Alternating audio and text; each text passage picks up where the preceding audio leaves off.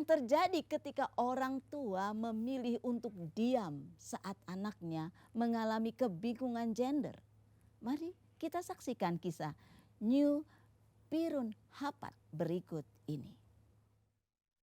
I was born a boy, but I want to be a girl. It's always in the back of my mind, like, why? Is there something wrong with me? So I went to the doctor and I went to get my DNA test and my hormone test to see if there's something wrong with my hormones or if there's something wrong with my DNA. But the test came back and it's just, there's nothing wrong with me. My chromosome and my hormone is normal for the average teenage male. I was a bit disappointed because I really thought something in me was wrong. Thailand is like the spot for not only LGBT but also for sex change surgery. So for me, it's very easy to get the sex change. So when you get dressed up, do my hair, I would put makeup on to like get the validation from other people. And other people are like, oh, you look so pretty and all that stuff. It feels good for a moment, but it never lasts. I feel like I need more. I need more validation. I did not want to become a transgender woman. I want to be a natural woman. I thought that having the surgery would make me happy, would give me peace, but it did not. Deep down, that I suppressed was that no matter how hot I change to become a woman, right? At the end of the day, I cannot be a woman. Like a man cannot be a woman. Am I really doing the right thing? Am I really walking in the right path? I grew up in a Christian family, so I have a background in praying, and I pray to God. Is it really a sin, like being a transgender woman? If I don't repent, would I go to hell? These are like the real questions that I pray to God. And I seek Him for 3 months. I pray to Him for 3 months every day until I heard a voice that says, yes, it is a sin. And once I heard that voice, I knew it was God. I collapsed down to the floor. I felt sad. I want my male parts back. I cannot have biological children anymore. And I feel so stressed out. And I pray to God, like, just take my life. Just take my life. Like, I don't want to live anymore. It's just so hard. It's so hard. You know, God, it's so hard. I don't know how I could live my life like this. Like, being a man but not having male parts. But at that time, the truth of God reminded me that killing is sin. Taking your own life is a sin. God has filled my void, filled my emptiness ever since I was a child. Like, God has filled me up and has given me so much love. I want to thank you, Jesus. Thank you for adopting me into your family and letting me be your son. I just want to say to Heavenly Father that thank you for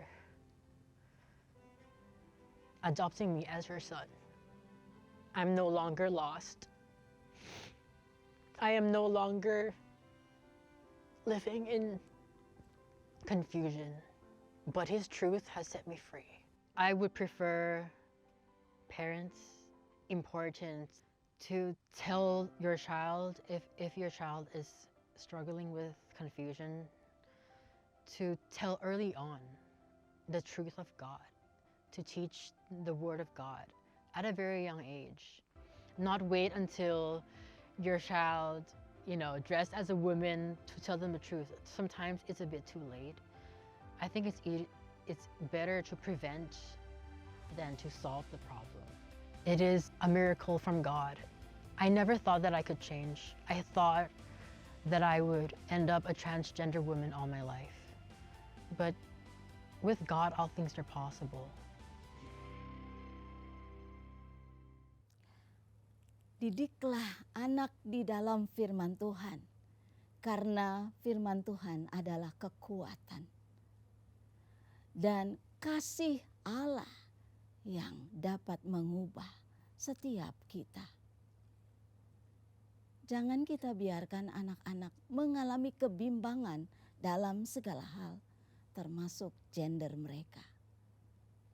Hari-hari ini sebagai orang tua, pasti bukanlah waktu yang mudah. Ada begitu banyak tantangan di depan kita. Dan tantangan itu bahkan banyak yang belum pernah kita ketahui.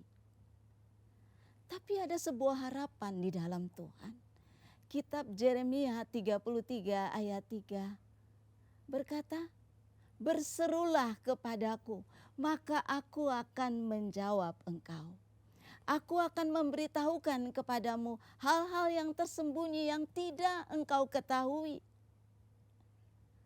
Allah yang penuh dengan segala kebaikannya sedang membuka tangannya dan berkata, "Marilah kepadaku, aku Allah yang akan memberikan kepadamu jalan keluar." Sungguh hari ini saya mau berdoa buat semua orang tua. Engkau yang berbeban, engkau yang bilang seolah tidak ada jalan lagi. Dan engkau betul-betul dalam situasi yang sangat terpuruk. Tuhan tidak pernah meninggalkan engkau. Dia berjanji memegang tanganmu dan memberikan kepadamu jalan keluar. Saya mau berdoa untuk para orang tua. Mari kita sepakat dengan Andi berdoa untuk para orang tua yang dalam situasi sangat terdesak karena anak-anaknya dalam masalah. Bapak dan Ibu, kalau engkau adalah suami istri, boleh saya ajak Anda untuk bergandengan tangan. Mungkin engkau tidak punya jalan keluar mengatasi masalah anak-anakmu, tetapi Allah Bapa di surga punya jalan keluar. Mari kita berdoa. Tuhan, aku berdoa buat para orang tua yang sedang ada di persimpangan jalan, membutuhkan pertolongan-Mu Tuhan untuk anak-anak mereka yang hidup dalam masa yang sulit ini. Aku berdoa dalam nama Yesus, jalan keluar terbuka. Aku berdoa kekuatan dari Allah yang melampaui segala akal kiranya menyertai para orang tua saat ini. Terima damai sejahtera dari Tuhan, kekuatan yang baru, bahkan sukacita dari Allah sehingga engkau mampu mengatasi masalahmu. Dan terima mujizat Allah bahwa masalah keluargamu Tuhan bukakan jalan keluar. Bersama kita katakan amin. Amin. Amin. Saat Anda merasa sesuatu di dalam diri Anda, itu adalah jamahan oleh Tuhan sendiri. Itulah saatnya Anda perlu terus tangkap perasaan itu, lalu kejar perasaan itu lagi, yaitu mengejar hadirat Tuhan. Bagaimana caranya? Caranya sangat mudah. Anda tinggal hubungi layanan doa CBN, karena kami percaya sesuatu yang baik yang telah dimulai oleh Tuhan dalam hidup Anda akan Tuhan teruskan dan tuntaskan. Seperti Anda menyaksikan saat ini. Jadi kalau Anda hubungi juga saat ini, ada konselor-konselor kami yang menunggu di ujung telepon untuk mendoakan Anda. Sampai Anda terus mendapatkan jamahan Tuhan hari lepas hari. Karena kami juga rindu untuk mendapatkan dan mendengar kesaksian Anda.